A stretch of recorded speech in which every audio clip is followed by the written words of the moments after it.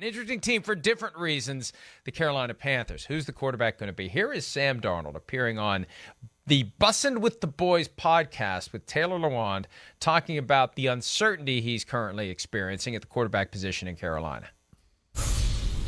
It truly is, and this is kind of where you're not going to believe what I say, but just bear with me. I'll be ready. Yeah.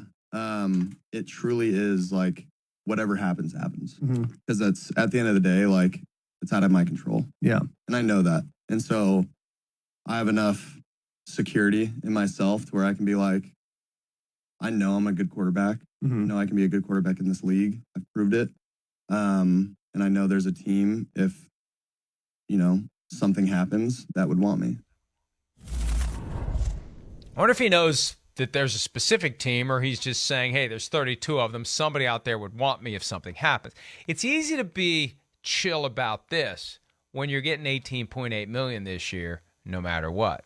No matter who you play for, no matter what you do, whether you're on the bench, whether you're on the field, whether you play great, whether you don't, you're still getting $18.8 million, and you'll be a free agent next year. That's where you should be concerned, though. Do you get any money next year? Do you get anything more than the veteran minimum next year? And what you do this year is going to go a long way toward determining if you do have a future as a starter, or whether you slide into the Blaine Gabbert phase of your career and you are just holding clipboards and making good money, but not out there in the fray showing that you're a good quarterback week in and week out. Yeah, it's teetering on that time a little bit. First off, I think his approach is right. There's nothing you can do, right? You just got to sit back and you got to get better. And you don't know what the Panthers are going to do in the draft to address the quarterback situation. So he's got to be willing to just roll with the punches at this point. And you're right, the $18 million certainly makes it a little easier to roll with them. Also, I don't think we've seen the end of Sam Darnold. I don't. I mean, again, it's two spots in a row, and I defended him last year and certainly thought it would be more successful than it was. And he didn't play great. But I do think there was things that went into that. He hasn't been in the best situations. We know that. Carolina, again, we saw the offensive coordinator get fired only a few weeks after they kind of benched Sam Darnold. So that tells you something, too. It wasn't just Sam Darnold. As I've discussed during the year, it would be the second quarter, and I'd go, I've seen this play 6 times already, and it's not that good of a play, and it didn't work the 5 times before. So that's the issue. So he's had that, and because he was a top 10 pick or a top 5 pick, generally those guys have 9 lives a little bit.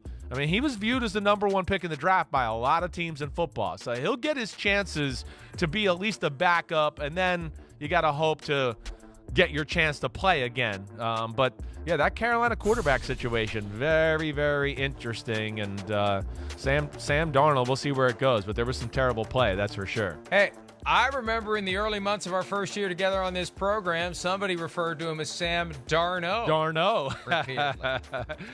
Parlez-vous français? Easier to remember how to pronounce his grandfather's name, that's for damn sure. No doubt.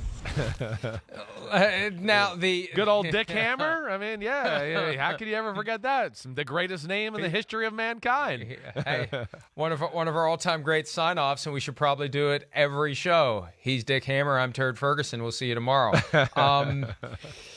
Look, we talked about this as it relates to a quarterback's first stop, and you could argue that Sam Darnold, grandson of Dick Hammer, was ruined in New York on his first stop. It's also possible he landed up not in an ideal second spot. Right. You got a former college coach who, frankly, has yet to live up to the $9 million per year or the hype that arrived with his smock that he wears from Baylor. He hasn't gotten it done yet.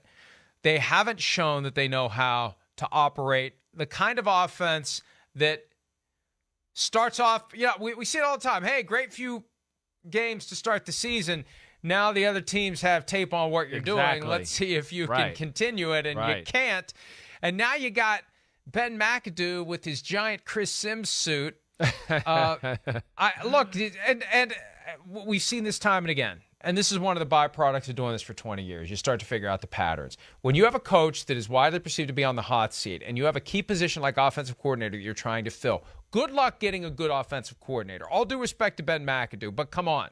Good luck attracting somebody who has options, because the last thing that guy wants to do is be the guy on whose shoulders everyone's career is resting. That's what Ben McAdoo has become in Carolina. And Sam Darnold's career is resting on his shoulders. Like, so many people have their future pinned to whether or not Ben McAdoo can figure out this offense and make it something that keeps David Tepper from firing everyone. So it's possible Sam Darnold ends up becoming the best quarterback he can be on his third NFL team if he lands in the right spot, maybe as a free agent, gets to chooses a coaching staff, a playbook, an organization that isn't dysfunctional, and has a chance to really develop and grow. He's still fairly young. Yes, very young. I'm not ready to give up on the guy me neither. because it's entirely possible that it was two bad situations, not one, to start his career. I agree with that. Again, this year, remember how everybody was happy early on in the year to a degree, and, he was having all those rushing touchdowns, right? Everybody talked about it and like, oh, my gosh, he's run for like 9 touchdowns in, 3 games or whatever it was. It was kind of crazy. But even then, some of those runs, it was like, nobody's open. Like, I don't know what. So he had to run. He had to take off. McAdoo will be an improvement for what they had on the offensive side of the ball. Am I sitting here really ready to go, oh, this is Bill Walsh? No, not exactly. But it will be an improvement. There's going to be more answers and things thrown at defenses through the McAdoo offense than there was with Joe Brady. That Joe Brady just wasn't ready for the NFL. He thought, oh, wait, it worked in college. And you get to the NFL and you go, whoa. These guys are studied up on my stuff, and they have 12 more defenses in their arsenal than the SEC defenses did. So it's a different game there. Joe Brady had to learn it the hard way. But I'm with you, and I'm not giving up on Sam Darnold. This Carolina Panthers quarterback situation's fascinating. It really is, because I am still one, even how it fell apart last year, where I look at their roster and look at some of the young talent they got on the team, and I go, damn, they got some players, and they can make some moves and be a pain in the butt in the NFC with as weak as it is, as we know. But this quarterback situation, damn, I just don't know where it's going to go, and it's going to dictate a lot of the success of this football team. Quarterback and offensive line, they fix those two things. They can be a different team this year and be in a different, spot in the division as far as where they rank. Bottom line, the grandson of Dick Hammer has yet to have a birthday party during which he blew out 25 candles on a birthday cake. There you go. Still only 24 years old.